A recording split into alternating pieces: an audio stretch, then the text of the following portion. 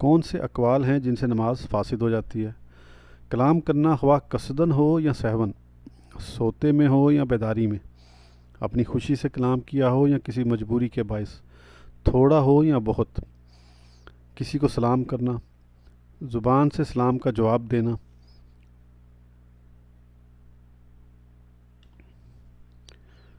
چھینک کا جواب دینا یعنی کسی کو چھینک آنے پر یرحمک اللہ کہنا، خوشی کی خبر سن کر جواب میں الحمدللہ کہنا،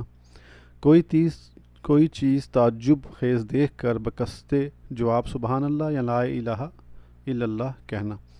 بری خبر سن کر انا للہ و انا الیہ راجعون کہنا،